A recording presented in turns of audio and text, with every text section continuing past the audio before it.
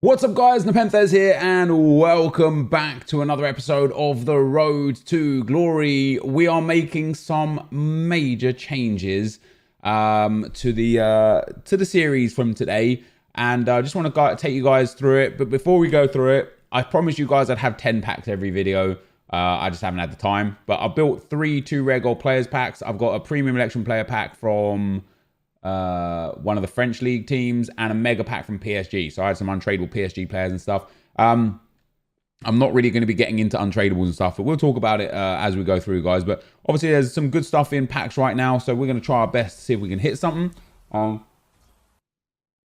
Either way, the league SBC grind is going to be well and truly underway going forwards. Bronze pack method, upgrades to silver packs, so on and so forth.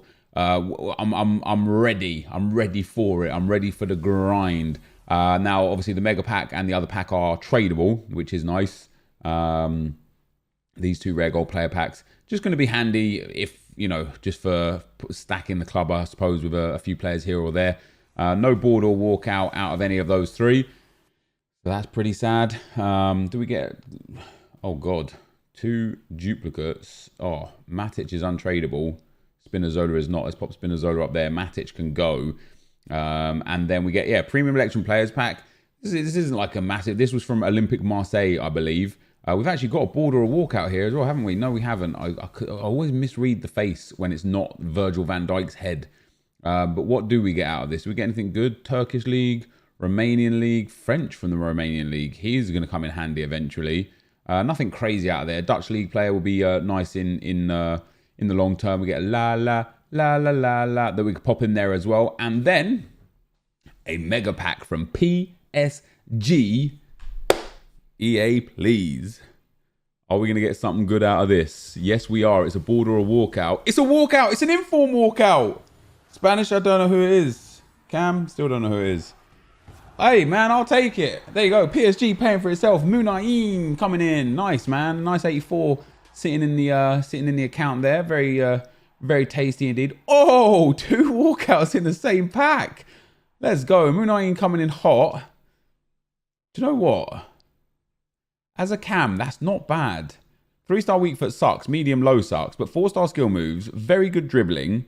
Decent passing. A dead eye on him or an artist on him. Or pace, passing and dribbling, or an engine on him, he'd actually be okay. As far as value goes, he's not worth much, but definitely pays for more than the PSG team. And then Bonucci in there as well, so like 25k's worth of players in there. A few other players coming in as well, some contracts, hopefully some fitness cards. Yeah, centre forward to striker card. Not too shabby either. I'll hold on to that for the time being. This stuff can go... Oh, look at that. We get a Gomez and a Bender in there as well. They're not worth anything these days, and a lasagna as well, but hey, there you go, man. So good way to start the episode off. 2 walkouts in 1 pack, very nice indeed. And now I want to explain to you where I'm at, guys. So I still have Neymar and Mbappe in the club, don't worry. I probably am going to sell them. I don't know when. I don't want to sell them prematurely and lose too many coins, but at the same time the market is crashing quite a lot. So you're probably thinking, why are you going to sell them? Like, what's happening? What's going on up here that keeps causing you to buy and sell all of these players? Well, I will get through it. But Mbappe, we paid 1.125 for, and he's 1.05. So 75k would be lost in depreciation and about 50k in tax. So Mbappe would cost me about 125,000 coins. But he's got me 48 goals and 30 assists in 50 games. Very nice indeed. As for Neymar, we paid 1,047,000 for Neymar, and Neymar is currently 1 million. So we would lose 50k in tax and 50k in depreciation, so another 100,000 coins. So you're looking at 250,000 coins net loss in terms of liquid coins from the pair of them. And after selling the pair of them, I'd have about 2.1 million coins, which isn't great, right? I've genuinely probably wasted 500, 600,000 coins buying and selling players, but I've had fun doing it, and it's led me to the point where we're at now. And Neymar's been very good as well. 44 goals in 55 games with 25 assists. He's been very good. I might hold on to them and sell them on Wednesday, you know, just hopefully their price goes up. But the market is trending down so much right now that I don't know if I will hold on to them and get rid of them Wednesday, or if I'll just get rid of them now because I want the coins. Because even though it will cost me obviously a bit of coins in depreciation and tax, I've got some ideas to make lots of coins. I just need a big bankroll to finance it. So if I can get myself up to 2.1, 2.2 million coins by selling those two with the squad that I already have, I can then turn that 2.2 million coins into like 2.8 to 2.9 flipping just on a day-to-day basis. Not that I necessarily will. I've got, as I say, I've got some ideas as to what I want to do. So where this idea came from was a few things all coming together, right? First of all, let me just turn my aircon on right here because it's getting warm in here. First of all, it came from the fact that once again, I'm proving to myself that it's not the players that are winning me the games, it's my ability within the game that's winning me the games, right? I've got a good goal to game ratio on Neymar and Mbappe, but I had a very similar goal to game ratio on Edin Dzeko. And in fact, he's been used as a sub and as a midfielder, and he still has 76 and 86 and 40 assists. Theo Walcott is another one that gave me a great return. He's been used as a sub a lot, but he still has 87 and 83 in 211. I've got players that I want to start using for the sake of using them, even if it costs me games and goals. And I don't think, well, first of all, my team's not really that much different. In fact, the back line is identical. The two CDMs are the same. Politano's still there. The only difference is Neymar and Mbappe are going to be gone, and Insigne will be gone as well. So the idea is we'll still play the 4-2-3-1, maybe the 4-2-2, but probably the 4-2-3-1. We'll have Guardiola and Mascherano in at CDM. We're going to have Politano as my central cam. We're going to have Giovinco as one of my wide cams and Hulk as the other one of my wide cams, and then Jonathan up front. And I'm excited to use this guy. High-low work rates, 5-star, 4-star. We're going to just bump a hunter on him and just see if we can keep putting him through, right? With that 5-star weak foot, I'm hoping he's going to be great. And so I want to play with this squad because if I'm not getting to elite anyway, kind of on purpose because it's just not worth it. And this isn't necessarily me complaining, right? I want you guys to be aware that this is me just trying to find the most fun, right? When I say I'm not going to play to elite or even to gold 1 potentially, it just depends how the game's going, right? That's not me being like, oh, I can't do it or this game's bad. It's just me saying, hey, I've got all these cards here and I just don't use them and I want to use them in spite of the fact that it might cost me results. And based on my history within FIFA, playing with Ronaldo didn't make me an Elite 1 player. Playing with Messi didn't make me an Elite 1 player. Having Neymar and Mbappe together didn't make me an Elite 1 player. Like, I'm still throwing away games because I'm bad. And I'm still winning games because I'm better than the opponent that I'm coming up against, right? So I want to just use and utilize some players that we've got in the club. And I might change over time. When we get Mbabu, maybe things will change. When we get, you know, I've obviously got some really good links. Vardy and Pukki link. Obviously, Walcott strong links to that Vardy card. We've got Doucouré in there as well. And Ozil that links well. In terms of the Syria, we can throw Rajan Anglin in at right wing. Dzeko up in at striker. And then when Ian Wright comes, we can pop him into the team. And that way we'd have Nainggolan and Guardiola as our CDMs. We'd have Dzeko, Wright, Jonathan and Hulk as our attacking four. But basically, I feel like with the amount of cards EA are giving us, you know, in terms of what we've got here, we earned Jonathan. Well, he is an SBC, but we earned him through grinding, right? Bronze packs and so on and so forth. We earned Politano. We paid for PK. We earned Guardiola. We paid for Mascherano, the 60k for him. Turns out he's actually really good. I'm glad I got him. We earned Semedo. We paid for Hulk. He was quite expensive, and he hasn't really done much for me. 41, 9, and 9. And that's because he's played as a sub the whole time. So I want to get him involved as a starter and see how he goes. We earned Ozil. We earned Dzeko. We earned Doucouré and Nainggolan. Like, I want to start using these players a lot. Just because I can, man. You know, just because I can. We earned that Lucas Vazquez card, and that's another one that I can just put him. I can actually just put him in there without any detriment to the whole team. But yeah, I'm excited to try my hand at using all of these players in FUT champs and rivals whilst completing objectives, and then in the meantime, and we're gonna actually we're gonna get into it kind of very soon. In the meantime, I'm going to play more of this, right? The draft for me is doing wonders. 100 wins, 22 losses, 40 entries, 18 total draft wins. I'm playing good in draft. We're earning a lot of rewards. And in Draft to Glory yesterday, which obviously you don't get to see on this account, but it obviously helped the account. In Draft to Glory yesterday, I won the draft and I got a 100k pack and a 15k pack. And from that 100k pack, I packed Angel Di Maria, Anthony Martial, and we also got road to the final Dumfries. So we've got, you know, just from playing the draft and getting that straight away, we managed to pack that. And I played that instead of playing champs. I also did the Corona SBC, by the way, guys. I just put together some 82s that I had. But there you go. We've got a first owner Dumfries right there. He is tradable. He's worth about 35k. I could sell him. I'm going to hold on to him. You know, he's a first owner card. He's not like crazy expensive. And it's one of those situations where, like, if I sold him and had the coins, they'd just be sitting there, which is also why I'm not really selling Mbappe and Neymar right now, in spite of how much I've enjoyed using them. And then in terms of FUT champs, I am gold 3 right now. We are 14-3 as well. So 14 wins you saw there, 13 games remaining. So we could potentially still get 27. I'd say with how I was playing and how I'm playing in general, I'm in a good spot to get for elite. I don't care to go for elite. Even for gold 1, I will play some games of champs because I want to see how that team plays, right? Especially at relatively high elo, high form. I'm plus 11 right now, so it's going to be a good game, right? It's going to be against tough opponents and good teams right now. But I don't care to go to gold 1 because to get those 6 wins, it will be in high intense, high stress gameplay against obviously quality teams and quality opponents. And that's not fun, right? This is a video game. It is supposed to be fun.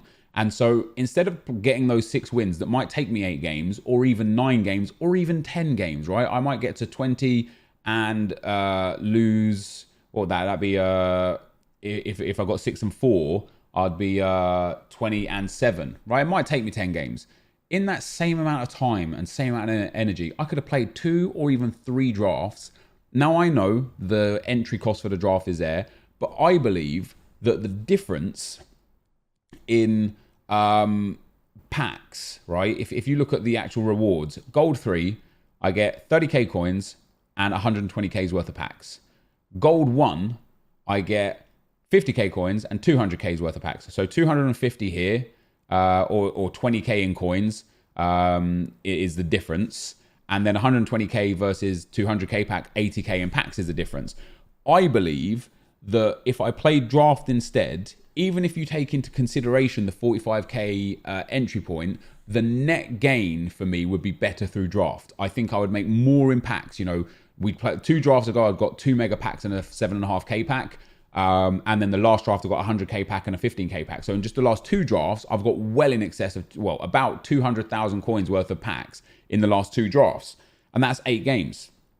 Playing with fun players, playing in much less stressful gameplay. The issue I have and the reason why I'm actually very intent to still play champs and very intent to still play rivals, there's 2 reasons. Number 1, I don't understand what, like it would be pointless playing the draft, enjoying that gameplay, packing something sick, and then never playing with that thing. So I still want to play with my team, right? I still want to play with the players that I've got, that I've put together, the team that I have, because that's the whole purpose of building my ultimate team. Otherwise, I could just play draft only. I'd do draft to glory only. I'd never have to touch FUT champs, never have to touch rivals. And because I love working towards things, and this is what we was talking about at the back end of last video, in terms of having things to work towards, I want to just work towards this for no other reason than it's something to work towards. I will work towards this as well. I'll work towards this as well. I will complete obviously everything here. And if EA do give us another milestone player or milestone objectives, I'll complete those too, because I like working towards them. And for that, I need my own team. So there's still an incentive and a reason to grow and grind the account, to get the best players, to have fun with them. But I think I'm just going to do that more in draft this year. You know, the road to glory is, it turned into, over the last few years, how far can you go in champs to glory? Not how much fun can you have to glory, or what players can you experience to glory. No, it turned into hey man, this guy's meta and that guy's not. Buy him, play this way, play with that formation, do this, do that. Try and get best result in FUT champs and see how good you are. What difference does it make? Genuinely, what difference does it make? It doesn't make any goddamn difference at all. It's more about the content that I can produce that's enjoyable for you guys and fun to watch. And I think even though I will lose more, most likely because of these players, I will have fun grinding towards players and then building teams around using those players. And if in a week's time, I'm like, hey guys, we tried that.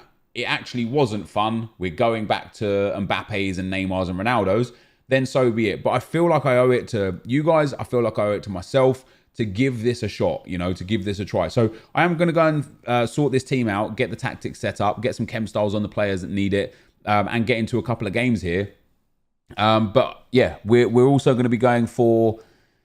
we're also going to be going for a draft, maybe in tomorrow's episode, maybe not today's episode. And what I don't want, though, is I also don't want this to become Draft to Glory Mark II. I don't want to have Draft to Glory on the main channel and then do only drafts on this channel. It's going to be a complete utilization of the entire account of all the game modes and working towards everything. And I'm excited for it. I hope you guys are excited towards it as well. And like I say, if after like a few days, I'm like, ooh, this was a big mistake, I'll just go back. And that's why I'm not selling Neymar and Mbappe right now, right? I've still got coins. I might even put them on the bench. And if I need to bring them on, then so be it. But yeah, that's where we're at, guys. So let's get into some gameplay. All right, guys, as we go into the gameplay, we have got a lot going on today. Lots of really interesting comments and topics to talk about. Obviously, we had a big, long intro there. And now we've got lots of gameplay, including 2 drafts. One where I lost in the final and one where I won in the final. Huge profits made. Just generally...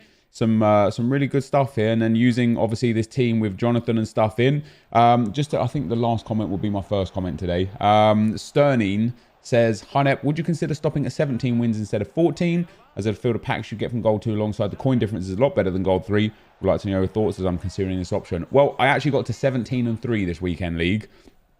I went 8-0, 8-2. I think I got to 12-3, and then I went all the way up to 17-3. And I was ready to stop there and spam the drafts like I said I was going to.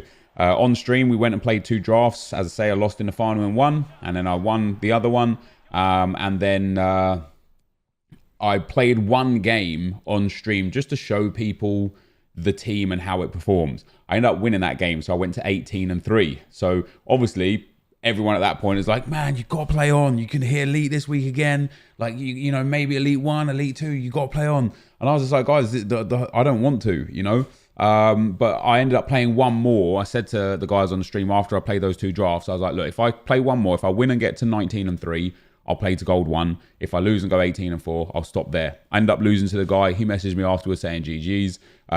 He said, am I the real me? I said, yeah. He said, wow, he didn't expect me to be so good at the game. Especially defend so good at the game. So I was like, had a little bit of banter with him. I was like, listen, man, I didn't defend anything. That's the AI that was defending there. That wasn't me. And I asked him where he usually places, and he usually places Elite 1 or Elite 2. So this week, I beat a guy who was 11-0. I beat a guy who was 22-1. And then I lost to a guy, he at the time was, I think he said 20-2 or 19-2 he was. And he finished 25-5 this week. He messaged me afterwards as well. I asked him to let me know where he finished. So he finished Elite 2. And so I'm playing, obviously, at a really, really high level right now. I definitely feel like I'm playing the best FIFA I've played all year. It's just you know, we'll talk about gameplay styles in general, but I feel like I've just got it at the moment, right? Which is nice. And obviously gives me the opportunity to play up towards Elite comfortably again now. The problem is that the 20 minutes or so per game that you play once you get to about plus 13 to plus 15 form, it is just, regardless of how boring it is, regardless of how you have to play FIFA at that level to get goals or to score goals, regardless of how concentrated you have to be to make sure that you don't make any mistakes, it is just mentally draining. Like, once you play 1 or 2 games at that level, I don't want to go into another game. I do not look forwards to going into another game, whether I win or lose in champs. However, on the flip side, when I'm playing draft, I look forward to the next game. In fact, today, just before starting this video, for tomorrow's video, I've already into my 2nd draft of the day. I won the first one. I've got a 25k pack and a 35k pack saved up. I'm currently in the semi-final of the 2nd one.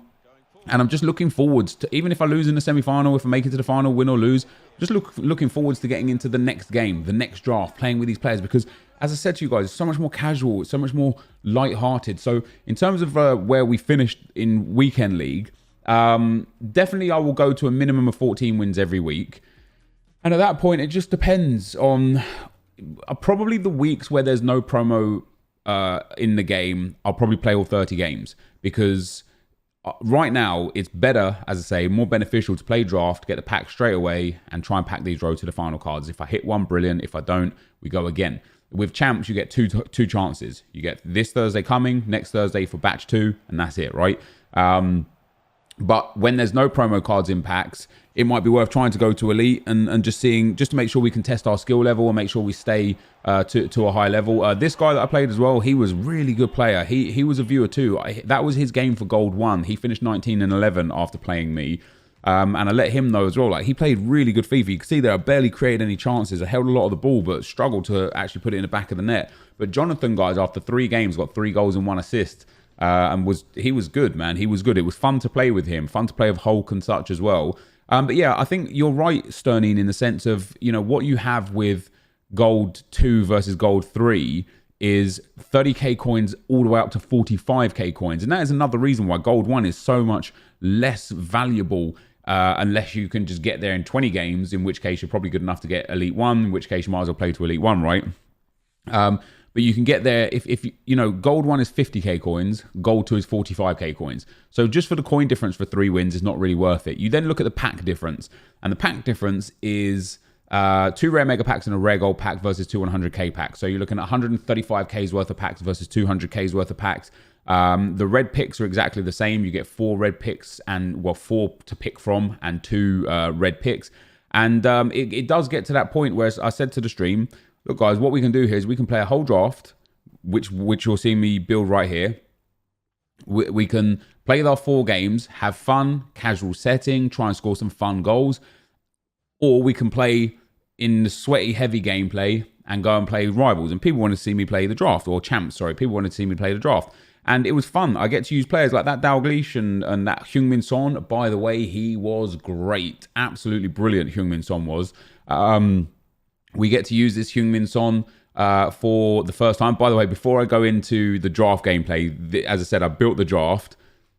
Before I played the draft, I played 1 game on stream just to show people how the team played. So this is actually a champs game before we get into the draft gameplay. But the next comment we've got, basically, bottom line is I'm going to play to a minimum 14 wins every weekend league, and we'll just see from there. Maybe I'll keep playing, maybe I won't. You know, on a weekend like this weekend where I did actually get to 18 and 3 and even 18 and 4, I'm very certain I would have pushed on to Elite this week, maybe even Elite 2, right? But definitely Elite, especially with how I'm playing and such. So if I'm doing like abnormally good, I might just play. Nick had a good mentality. He said that he's going to start playing FUT champs until he loses his 8th game.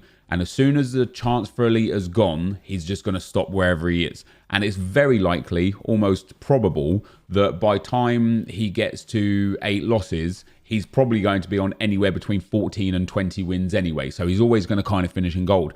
Maybe for me, I should do the same sort of thing. Maybe, and I'm not saying like I'm always going to get to 4 wins late like I did this week, but maybe once Elite 1 has gone out the window, maybe I should just stop where I sit, you know, so go, you know, if I go 10 and 4, obviously I'll play up to gold 3 minimum, but if I get to like, say, 17 and 3, I'll keep playing. If I get to 20 and 3, I'll keep playing until I hit that 4th loss, because as soon as Elite 1 goes, I'll be done. Not to say as well that I'm an Elite 1 player, because I don't really think I am, but something to aspire towards. We played a lot of Elite players. In fact, I also played a guy in draft today, which you'll see in tomorrow's. You actually won't see the gameplay because I only recorded the final and the packs in the 2nd round, and he messaged me afterwards just abusing me, calling me a bad player, and I was like I beat you, so I can't be that bad, right?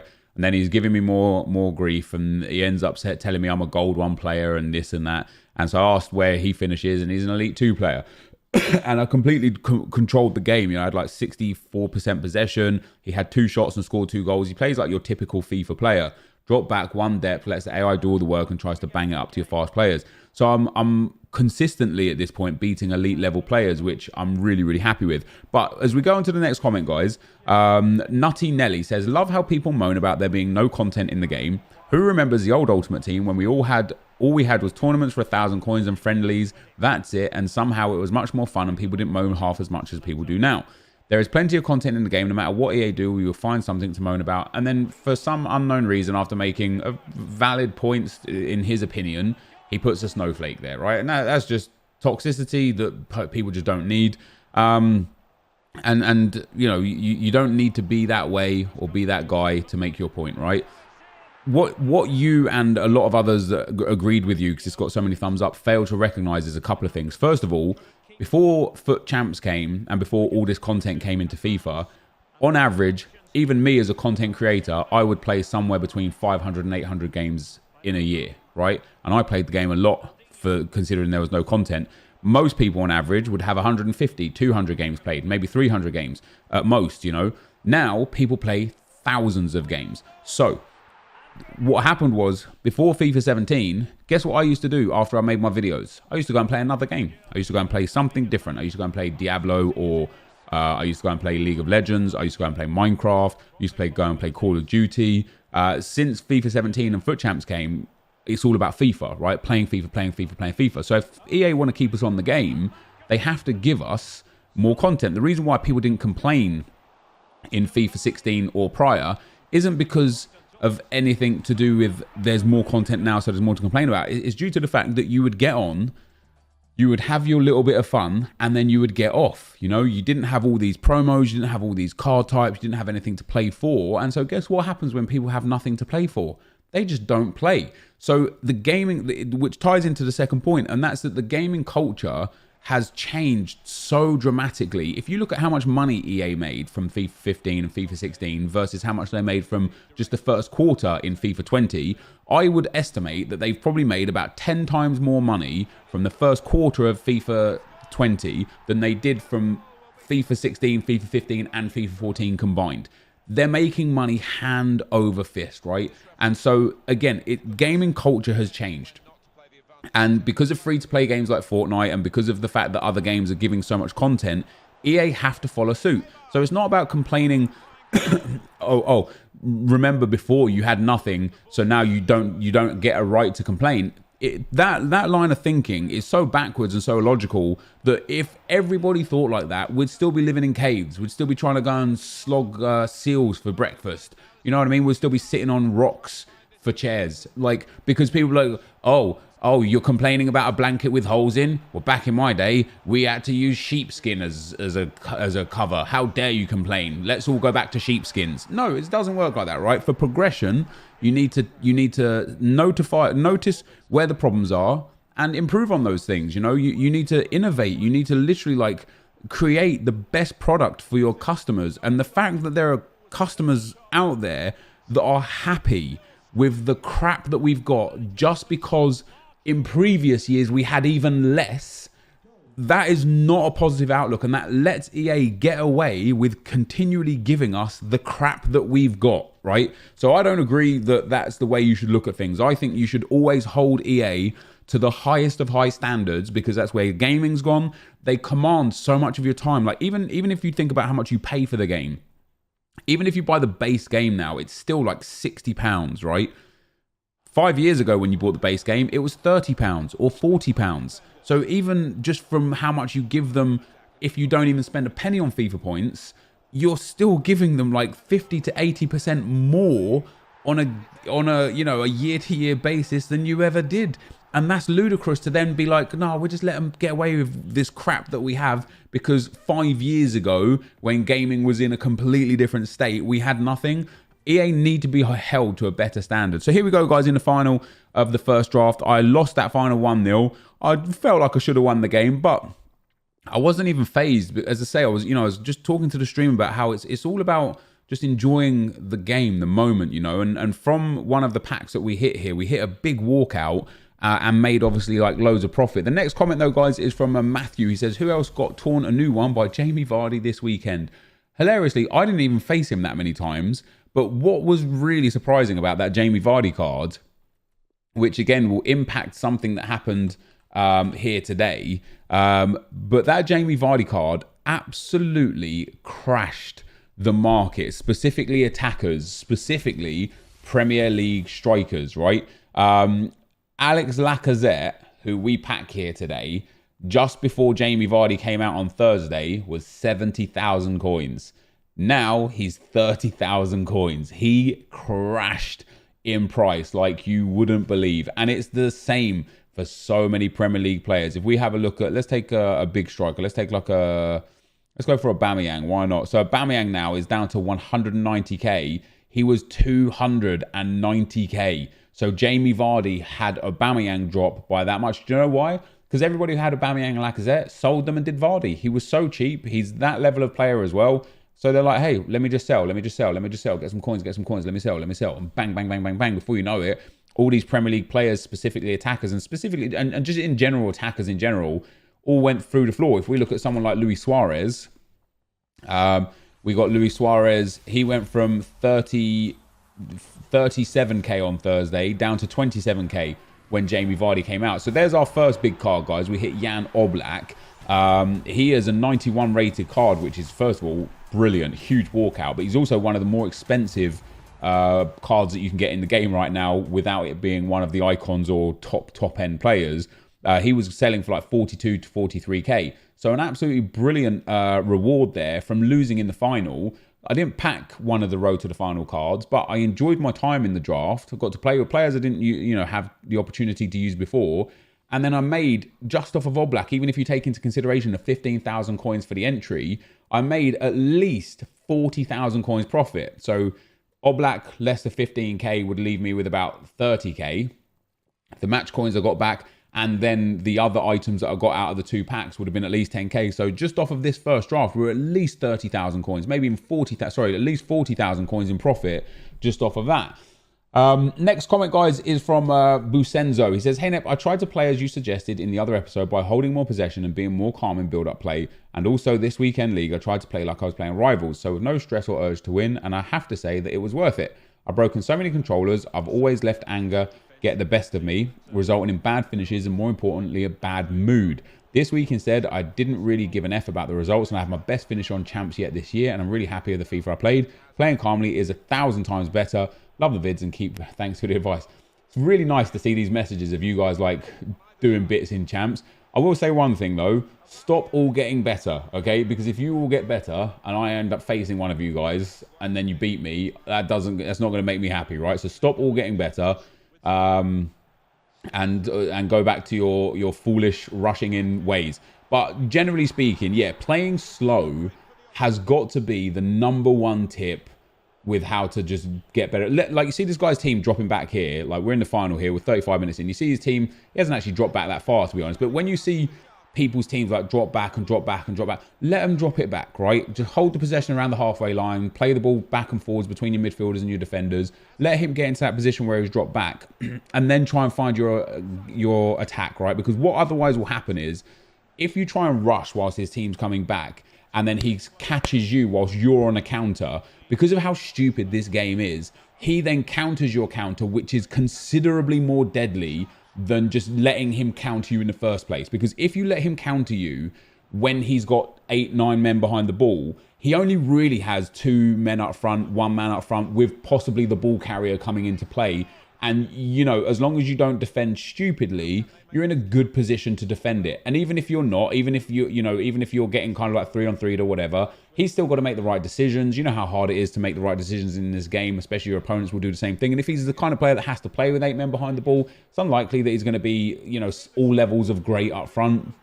So allowing these players the time to let their defense drop back is so vital. As I say, otherwise, if you lose the ball during transition, after you've stolen the ball in one of his attacking plays, what happens is his team hasn't got all the way back yet. So once he wins possession of the ball, his team now starts piling onto you, and he counters you with considerably more players up front, right?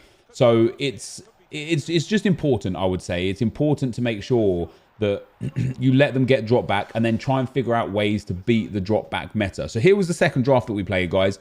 We ended up winning that draft. I didn't show the other games because the gameplay is super, super long today. We dominated the draft. I think the guy in the final was a viewer as well. He messaged me and said GG's and whatnot. That was the draft that we used right there. I wanted to show you guys. So Aubameyang, Ronaldo up front. We used Kante in that midfield with Pirlo. We used Eden Hazard.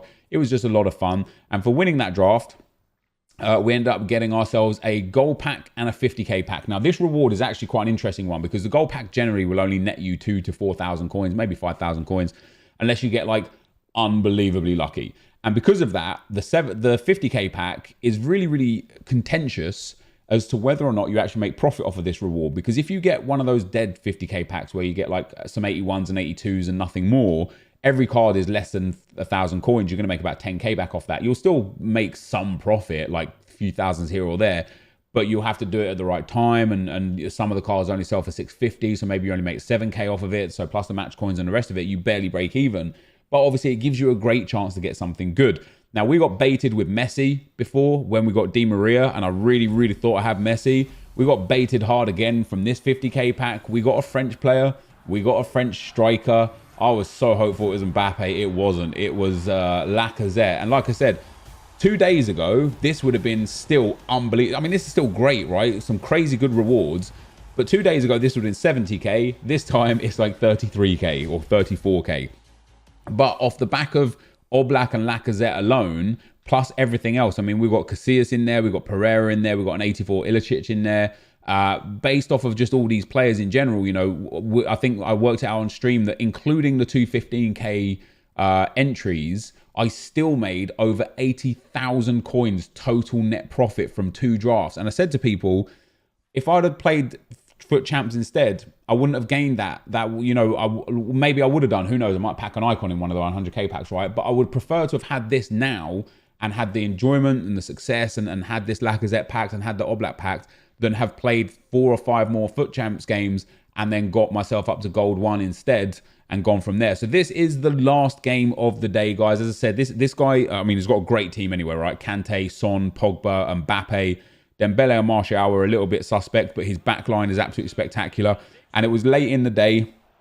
This had been a really, really even game up until this point. I missed the challenge there. And as soon as I missed the challenge, I could feel that he was going to score. I was switching into defenders too much. I kind of just gave him the space that he needed to get the goal. I had a fair few chances in this game as well, which I was happy with. Like I said, this guy finishes Elite 1 or Elite 2 every week, which he did this week, again, 25 and 5. And I created more than enough opportunities. I just didn't take my opportunities. So really happy with how I'm playing. 18 and 4 in Weekend League. 2 massive draft pulls out of the drafts that we played today. And I'm excited for this week to bring you guys far, far more draft content. And hopefully we can pack a road to the final card. This, though, guys, is going to be the end of the video. Thank you for watching. And I'll see you next time. I'm out. Peace.